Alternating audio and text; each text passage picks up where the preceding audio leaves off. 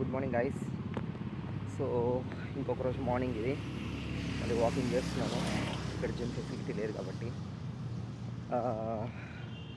ఈరోజు నేను చెప్పబోయే టాపిక్ ఏంటంటే, ఫస్ట్ ఒక స్టోరీతో స్టార్ట్ చేస్తాను. రామకృష్ణ పరమహంస. సో ఇతను వచ్చేసి మన వివేకానంద గురువు అనమాట. ఇతను చాలా నాలెడ్జ్ ఉన్న వ్యక్తి అని చెప్పేసి, అతనున్న ఊర్లో ఒక చిన్న పిల్లవాడి వాళ్ళ అమ్మ చిన్న ప్రాబ్లం ఉందని చెప్పేసి తను గురువుగారి దగ్గరికి వెళ్తుంది. అంటే రామకృష్ణ పరమహంస దగ్గరికి వెళ్తుంది. ఈయన కొంచెం పెద్దోడు, ఈయన చెప్తే పిల్లోడు మారుతాడు అని. సో అతన్ని కలిసిన తర్వాత, అతను కలవడానికి వెళ్తుంది, కలుస్తుంది. కలిసిన తర్వాత అతనితో మాట్లాడుతుంది అనమాట. గురుగారు, మా బాబు లడ్లు తింటున్నాడండి. ఇంట్లో లడ్లు చేస్తే, లడ్డూస్ ఏవైతే లడ్డూస్ ఉంటాయో, సో లడ్డూస్ చేస్తే అసలు చాలా ఎక్కువ తినేస్తున్నాడు. ఒక్కోసారి మాకు కూడా ఉంచకుండా తినేస్తున్నాడు. ఇంత తింటే తన ఆరోగ్యం పాడైపోతుందని మాకు బెంగగా ఉంది. మేము చెప్పి అలసిపోయాము. కనీసం మీరన్నా చెప్పండి అని చెప్పేసి తన్ని రిక్వెస్ట్ చేస్తుంది అనమాట. ఈయన పెద్ద అయినా కొంచెం ఏం చెప్తే వింటాడేమో నాన్నని. అవని దానికి అతను ఆలోచించి, అమ్మ మీరు పని చేయండి, మీరు పిల్లోని తీసుకొని రేపు ఒకసారి రండి అని చెప్పేసి అంటాడనమాట. కాసేపు ఆలోచించి అవును తను సరే ఓకే అని చెప్పేసి అర్థం కాక వెళ్ళిపోతుంది. ఏదో పనిలో ఉన్నట్టున్నారులే, మళ్ళీ రమ్మన్నారు అని అన్నాడు. నెక్స్ట్ డే మళ్ళీ వస్తాడు. మళ్ళీ బాబుని తీసుకొని మళ్ళీ వస్తుంది తను.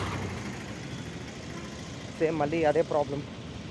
గురువుగారు నిన్న మీరు వస్తే మళ్ళీ ఈరోజు రమ్మన్నారు, సో కొంచెం ఈరోజైనా మీరు చెప్పండి అని చెప్పంటే తను ఒక నిమిషం 2 నిమిషాలు మౌనంగా ఉండి, అమ్మ మీరు ఒక పని చేయండి, మీరు మళ్ళీ రేపు తీసుకురండి అని చెప్పన్నాడు.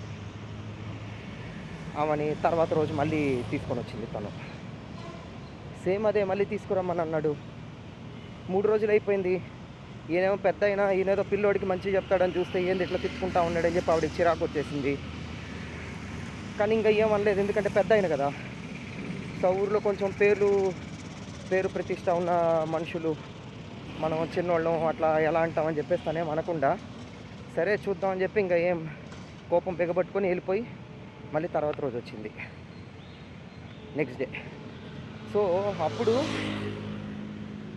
అతను ఈసారి అడిగినప్పుడు, చూడు ఆయన లడ్లు తినకూడదు, లడ్లు తింటే ఆరోగ్యం పాడైపోతుంది, పళ్ళు పుచ్చిపోతాయి, ఆరోగ్యం కూడా పాడైపోతుంది అని చెప్పి చెప్తాడనమాట.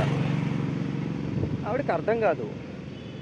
అరే 3 రోజుల నుంచి ఈ మాట చెప్పడానికి ఇంత తిప్పుకున్నాడు, ఏం జరిగింది అసలు అని. ఆ విషయము తిరిగి అతన్నే అడుగుతుందనమాట. సో 3 రోజులైంది కదా, ఎందుకు ఈ విషయం చెప్పలేదు అని. దానికి అతను అంటారు, అమ్మ నాకు కూడా లడ్లు తినే అలవాటు ఉంది, ముందు నేను అతనికి చెప్తే కదా అందులో ఉన్న ఇబ్బందులు ఏంటి అనేది నాకు అర్థమవుతుంది.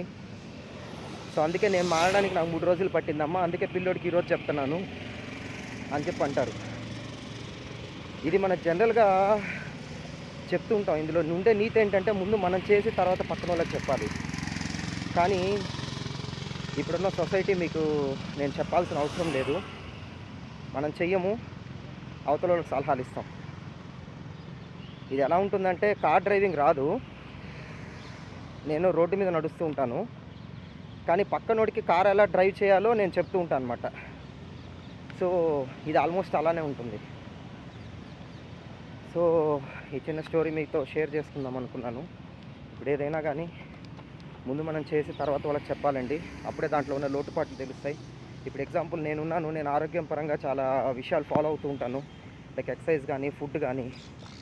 క్రమశిక్షణ అనేది ఎంత ఇంపార్టెంటో, డిసిప్లిన్ అనేది ఎంత ఇంపార్టెంటో ఒక వెయిట్ తగ్గేవాడికి కానీ, ఒక ఎక్సర్సైజ్ చేసేవాడికి కానీ, ఒక ఫిజికల్ యాక్టివిటీ చేసేవాడికి కానీ, ఇంకా ఒక ఎగ్జామ్స్కి ప్రిపేర్ అయ్యేవాడు కానీ, ఒక స్కూల్కి వెళ్ళేవాడికి కానీ, ప్రతి ఒక్కరికి కూడా డిసిప్లిన్ అనేది అంతే ఇంపార్టెంట్. డిసిప్లిన్ లేకపోతే ఏది ఫాలో అవ్వలేము. డిసిప్లిన్ అంటే కన్సిస్టెన్సీ. ఏదైతే ఒక పని చేస్తున్నామో అది రిపీటెడ్గా చేయాలి. అంటే వర్షం రాని, ఎండ రాని, ఏదైనా వీలైనంత వరకు చేసే ప్రయత్నం చేయాలి. అది చెడు అయితే చెడుగా ఎఫెక్ట్ ఉంటుంది, మంచి అయితే మంచిగా ఎఫెక్ట్ ఉంటుంది. చెడు అంటే ఎవ్రీడే మీరు సిగరెట్ తాగితే ఏదో ఒక రోజు పోతారు, ఎవ్రీడే మందు తాగితే ఏదో ఒక రోజు పోతారు. అది చెడు ఎఫెక్ట్, ఒకరోజు లేదు అవ్వదు. అలానే మంచిగా ఏంటంటే ఎవ్రీడే మీరు కాస్త వాకింగ్ చేశారు, సో మీరు ఎక్కువ రోజులు హ్యాపీగా ఉంటారు. సిగరెట్ తాగితే మేబీ ఆ ఫ్రాక్షన్ ఆఫ్ సెకండ్, డ్రగ్స్ తీసుకుంటే, సిగరెట్ తాగితే, ఆల్కహాల్ తాగితే మేబీ ఆ సెకండ్ మీకు సూపర్గా అనిపించవచ్చేమో.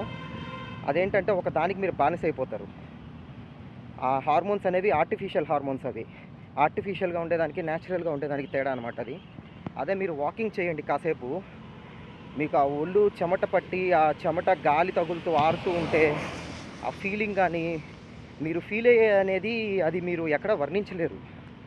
సో ఇదేమవుతుందంటే మీకు మీ బ్రెయిన్, మీ బాడీ తనంతట తాను రిలీజ్ చేసుకుంటుంది ఫీల్ గుడ్ హార్మోన్స్ అనేవి. సో వీటన్నిటి గురించి మీరు యూట్యూబ్లో కూడా సెర్చ్ చేసుకోవచ్చు. అవి నిజమైన హార్మోన్స్ అనమాట. వాటికి ఒక్కసారి మీరు అడిక్ట్ అయితే, ఇప్పుడు నేను ఎలా అయితే మీకు నేను ఎవ్రీడే ఇట్లా వీడియోస్ ఏదో ఒకటి పెట్టడానికి ట్రై చేస్తున్నాను, ఎవ్రీడే నా అంతటి నేనే ఎక్సర్సైజ్ చేసుకుంటున్నాను, నన్ను నాకు ఎవరు చెప్పకపోయినా.